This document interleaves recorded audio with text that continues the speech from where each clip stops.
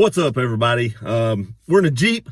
I didn't want to do this video in the Jeep. I actually wanted to do it in the Mustang, but there wasn't nowhere to set a tripod in the Mustang. That car's small, man. The dash is little, the window's close to it. Just couldn't set my tripod up.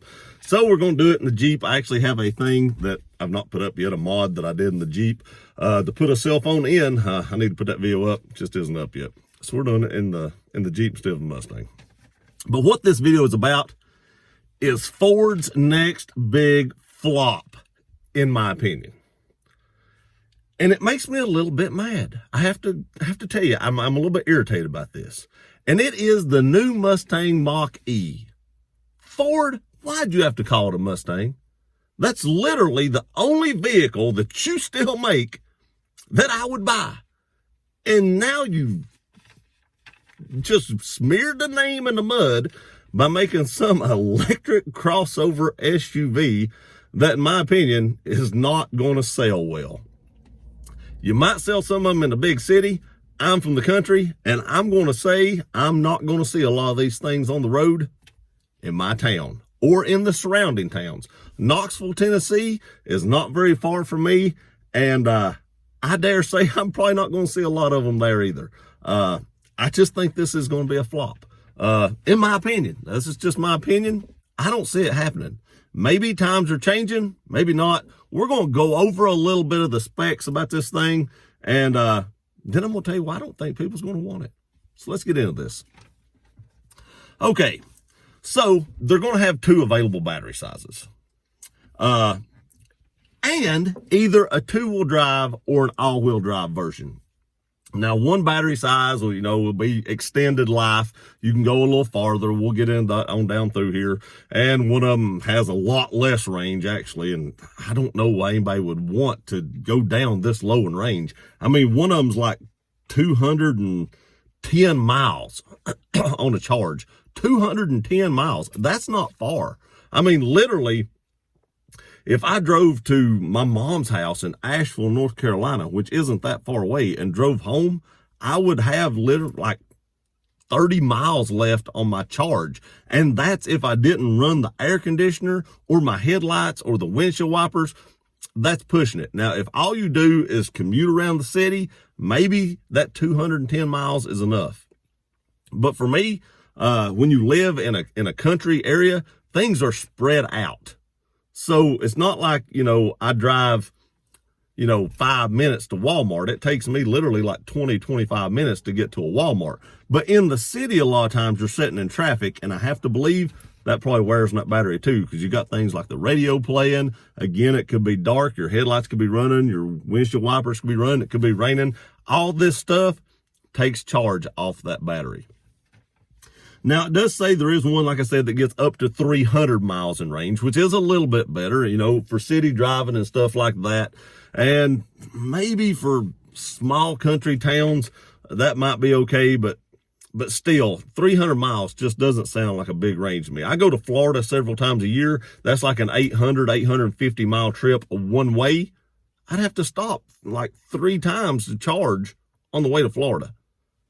I don't understand that. I just don't understand who wants to stop that many times. Yes, I have to stop for gas. I had a Tesla owner one time try to talk me into buying a Tesla SUV and say, well, it only takes like 30, 45 minutes to charge this thing. So you stop for gas, right? How long does it take that guy to fill his gas tank up? It takes me literally maybe 5 minutes if I'm on empty. So 40 minutes versus 5 minutes is a huge difference in my book. All right, so let's get into pricing. So it starts out with like the Select series, which I'm sure has the 210, mile range. And that's at $44,995. That's a slap in the face. I'm just going to say it. $45,000 for something that you get 200 miles on the range with. Really? You can buy a GT Mustang with like 485 horsepower for the same price on the top end. Not a Shelby, but a GT towards the top end of the spectrum for $45,000 with all the bells and whistles. And this is the low end version. Next is the premium at $51,000. $700. You can probably buy a Platinum Tundra for that and get a huge truck. Yes, you're not going to get the mile per gallon. I get it. Wait till 2021. I've got videos coming about that. Go check those videos out. It will get better gas mileage, presumably. But $51,700. The California Route 1 is $53,500. Then you get into the first edition, which I don't know what that is, but it's $61,000. And then the GT version, the top of the line GT, $61,600. Now, the last time I looked at a Shelby Mustang, it was in the $60-some thousand range, like the mid 60s. You're going to buy a GT hybrid car with 300-mile range over a Shelby? No. Now that's not the new GT500. That was a GT350, but still a GT350 all day long. Why did you soil the Mustang name? Why could you not have called this anything else but a Mustang? That just gripes my goat. I'm telling you right now. All right. So the 2-wheel drive premium version, they have to get the rear wheel drive premium, gets 300 miles because it has that extended battery. You're only running 2 wheels, your rear wheels, and you get 300 miles. And that, like I said, that's probably under pristine conditions, because I don't know if you guys know this or not, but as long as something can reach that number once in its lifetime, you can state that it has that much range. Now, I don't know if y'all know this or not, but as you charge batteries, I charge a lot of batteries for flashlights and stuff. As you charge those batteries, that life doesn't get longer. It gets shorter. So you can tout 300-mile range, and as soon as you charge it the third time, 298 maybe all you're getting. I don't know. But 300 miles on a 2-wheel drive. The all-wheel drive with the extended battery drops down to 270 miles. So you lose 30 miles with all-wheel drive. And remember, that's under perfect conditions. Like I said, if you have to run your windshield wipers, your headlights, all this stuff drains that battery. So 270 miles with the all-wheel version. The GT version, the top big daddy of them all, gets 459 horsepower and 612 foot-pounds of torque and does 0 to 60 in under 4 seconds. Now that's impressive. I get it. But you're still only talking like 300-mile range if that's not an all-wheel drive. I didn't look that up.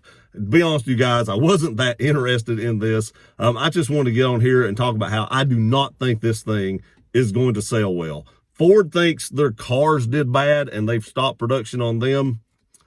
I just don't see this thing happening. It's like that new Tesla Cybertruck. Oh my God, that thing is horrible. That's the ugliest thing. At least this does look something like a crossover. That Tesla thing looks, I don't know, just like a stealth fighter sort of that become a shoebox and they put wheels on it. I don't know. It's got angled stuff. The windows were supposed to be so bulletproof or something, and they threw a ball bearing through it. Marketing, right? Okay, but under 4 seconds is impressive. But that miles range, and I don't know this, I didn't read on it. I would assume under 4 seconds is probably an all-wheel drive, and that may be how they're achieving the traction to get that, because, electric motors have all torque on the bottom end, so I would imagine a 2-wheel drive may blow the wheels up whenever you hit that throttle, so an all-wheel drive is going to catch traction better. And if that's the case, you're only looking at 270 miles. Other models will make 255 to 332 horsepower and 306 to 417 foot-pounds of torque. And of course, in those models, you are not going to get under 4 seconds and 0 to 60. To get that, you must pay $61,600. Let that sink in. All right. So the range is from 210 to 300 miles. So if you get the low end Select Series, I'm imagining you're getting 210 mile range. And that does depend on the batteries and the motor selections that you get. And like I said, the 44,000 is not going to get you 0 to 60 and 300 mile range. It's not going to happen. And my guess is you're probably not going to get 300 mile range out of the GT, because to get those numbers, it probably needs to be all-wheel drive. Like I said, I didn't read up on that. That's just my guess. You can correct me in the comments if you'd like, if you're interested in this, but that's just my guess. They also say that they're going to have more charging areas than Tesla. I could believe that. I could believe Ford would build more charging areas. I'm not knocking Ford on this. I totally believe that they could build more charging areas than Tesla.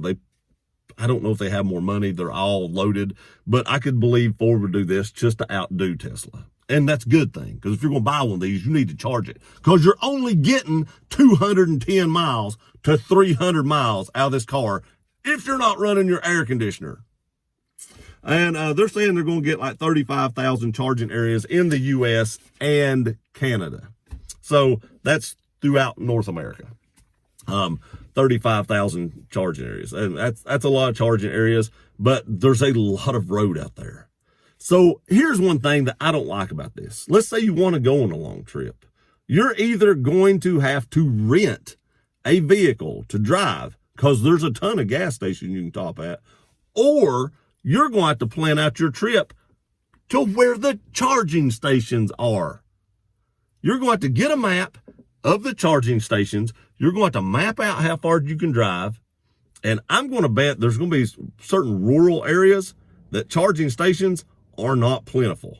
So you're really going to have to charge this out, or plan this out, how you're going to do your long trip with this, or you're going to have to not be so green and rent a car that has gasoline power to it. Again, why did Ford have to call this a Mustang?